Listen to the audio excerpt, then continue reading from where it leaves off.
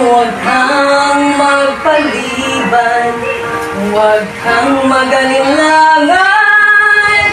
Pinto ng iyong puso ay